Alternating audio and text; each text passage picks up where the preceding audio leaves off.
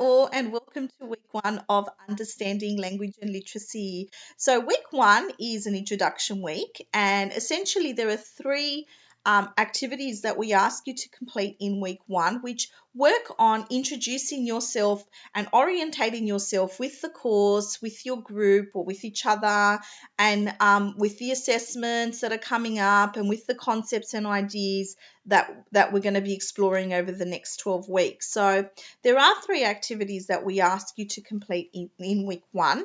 And the first activity is a basic just introduction of yourself, break the ice sort of activity.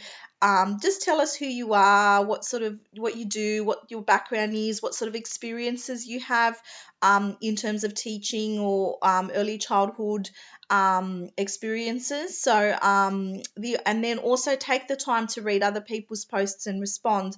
The idea behind this is it's a relationship building activity, and as I said in the welcome note, a key part of online learning is this idea of collaboration. So working together, working with each other, learning from each other, and even from a teaching perspective, that's something that's going to carry you through the end of your studies, not just the end of this course, but the end of your studies, and even right through your teaching career. It's all about learning from one another. So that's why week 1, that first activity for week 1 is super important. Now, activities 2 and 3 really then build on that and also stem directly from this week's reading. So this week's reading is chapter 2 of the e-text, and chapter 2 is a good way to start orientating yourself and understanding the basic concepts and ideas of language and literacy development, particularly oral language development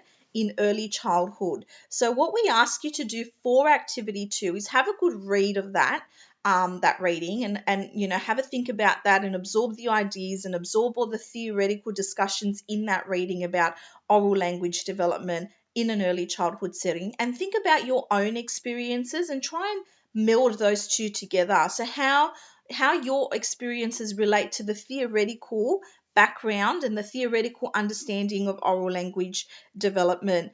And then, share a post and share your thoughts with us in that activity thread and the activity discussion forum. Then activity 3 asks you to look at what other people have written, think about what you have written, and again, how have those two things come together in relation to the readings, in relation to the theoretical concepts of language development, and help you or given you a different insight, perhaps different perspective, added to your understanding, made you think about things a little bit differently in terms of oral language development in an early childhood setting. And so in an early childhood setting can apply to children up to the age of 8 years. So do the reading, have a think about it, have a think about your background, and bring those two ideas together.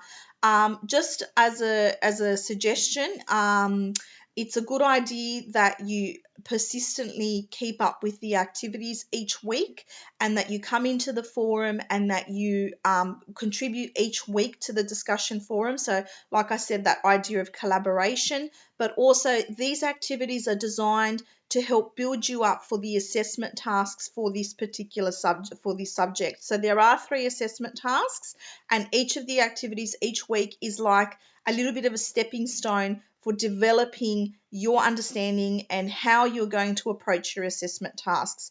Having said that, I would take this week to have a really good thorough read over the subject outline and the assessment tasks for this particular subject.